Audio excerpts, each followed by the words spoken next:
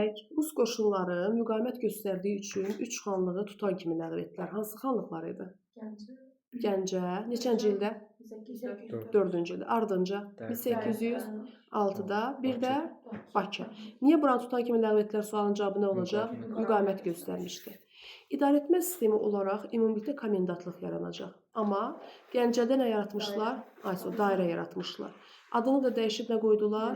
Yelizetpol. Çaşıb Gəncə adı çəkənə də bir gümüş manat məbləğində nə ödəyəcəklər? Pul gəlməsi ödəyəcəklər. Yelizetpol adı uzun müddət qalasıdır. Sonradan Cümhuriyyət tərəfindən ləğv olunub Gəncənin adı təzədən bərpa olunasıdır. İndi Rus qoşunları bu ərazilərdə, yəni saydığımız 3 ərazidə artıq nəyi ləğv etdi? Xanlığı ləğv etdi. Baxaq görək nə yaratmışlar, hansı sistemi. Qubada əyalət şurası yaradıldı. Neçənci ildə? 6-cı ildə. Neçə nəfərdən ibarət idi? 9. Amma kimin sözü keçərli idi burada? Rusların. Baxmayaraq ki, sayca az idilər. Sonradakı bir üsyanı bəhanə eləyib, buradakı əyalət şurasını ləğv etdilər. Hansı üsyan idi bu? Kim rəhbəriyyatında? Şeyx Əli xan. Hansı döyüşdə qələbə qazanmışdı Şeyx Əli xan? Girgil çay döyüşünə. Son 2 döyüşdə isə məğlub oldu. Hara getdi sizcə? Qacar dövlətinə. Rusiya idarəçiliyini könüllü qəbul edən xanlıqlarımız da vardı. Yəni müqavilə ilə. Hansılar idi bu? Qarabağ, Şəki, Şirvan. Hansı müqavilələr idi bu? Kürəkçay və ona oxşayan müqaviləni hansı xanlıq bağlamışdı? Şirvan.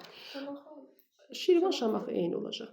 Və burada ona oxşayan dedi. 2 dənə əsaslı fərq vardı. Birincisi, bir də bəs harda saxlama icazəsi aldı? Cavadda icazə aldı ki, saxlaya bilər. Yəni Ruslar burada. Qalan şərtlər eynidir. İndi baxaq, xanlar artıq xanlıq ləğv olunubsa, təbii ki, xan titulu saxlanıla bilməz. Düzdür. Hansı titulu verdilər? Keçmiş xanlara hansı titulu? General titulu verəcəklər. Yaxşı, general titulu verəcəklər. Məqsəd nədir? Buradakı dövlətçilik ənənələrinə zərbə vurulsun, xristianlaşdırma, ruslaşdırma həyata keçirib, fəthi tamamlasınlar. Yəni, buranı tam şəkildə özlərindən asılı əraziyə çevirsinlər. Şəkidə üsyan nə vaxt qalxmışdı? Səlim xan üsyanı? 1806. Nə ilə əlaqədar qaldırılmışdı üsyan? Lisan Evş tərəfindən öldürülməsinə əlaqədar. Sonra və Mədətovun göstərişi ilə sonuncu Şəki xan da zəhərlənib öldürüldü. Neçənci ildə? 19-cu ildə İsmail xan. Bununla da Şəki xanı ləğv olundu. Şamaxı nə vaxt işğal olunmuşdu? 5-də. Nə vaxt ləğv olundu? 20-də. İmperator zəmanəti verilmişdi Qarabağ xanlığına ki, daxili müstəqilliyə toxunulmayacaq, amma o da neçənci ildə ləğv olundu? 22-ci ildə o da ləğv olundu. 26-cı ildə hansı xanlıq ləğv olundu sizcə? Lənkəran nə vaxt işğal olunmuşdu? 13-cü ildə işğal olunmuşdu. Lənkəran xanlığı özü hansı dövlətə meyilli idi? Rusiya meyilli idi. Amma Qacarlar buranı möhkəm qoruyurdular. Kim idi rəhbərlik edən bu müdafiə? Sadıq xan rəhbərliyi. Lənkəran qalası müdafiəsi kimdə idi? Sadıq xanda. Neçənci ildə təslim oldu dediniz? 13-cü il yanvarın 1-də getdi. İndi baxaq görək, Erməni vilayəti harada yaradıldı? 1827-ci ildə Naxçıvan, ardınca da İrəvan işğal olundu. Hansı müqavimət göstərməmişdi? Naxçıvan. Hansı ciddi müqavimət göstərmişdi? Hətta Ruslar buradakı əhali necə adlandırırdılar? Bəli, geridə qalmış mədəniyyətdən uzaq, ancaq uzun illər mübarizə apardılar. Və bu iki xanlıq işğaldan sonra 1828-ci ildə Erməni vilayəti yaradıldı. Bu vilayət 1840-10 aprel qanununa qədər mövcud olasıdır. Gələcəkdə ermənilərin İrəvan Naxçıvanda möhkəmlənməsi, burada erməni dövlətinin yaradılması üçün və bu ərazilərdə erməni münaqişəsinin başlaması üçün imkanları açmış oldu. Təəssüf ki. Və beləliklə işğallar prosesi tamamlandı. İndi baxaq. Türk-Mərkəzi müqaviləsinin Azərbaycanın 2 yerə bölünməsi rəsmiləşdirildi tam şəkildə. Ruslar istəyinə nail oldular. Hansı ərazilər Rusiyaya düşdü? Bütün Şimali Azərbaycan, düzdürmü? Və indi orada nə yaratmaq lazım idi? Öz idarəçiliyi möhkəmlənə bilsin. Baxaq görək nə yaratdılar. Deməli, başda duracaq Qafqazı idarə etmək üçün, ümumiyyətlə Rusiya çarlığını idarə etmək üçün çar titulu, düzdür? Çar. Sonra gəlir Qafqazın baş hakimi. Baş hakimdən sonra gələcək komendant. Sonra isə digər kiçik idarə etmədə iştirak edənlər gələsidir. Çar baş hakimi təyin eləyir. Baş hakim təbii ki, hansı millətdən olmalı idi sizcə? Ruslardan olmalı idi və xristiandan olmalı idi.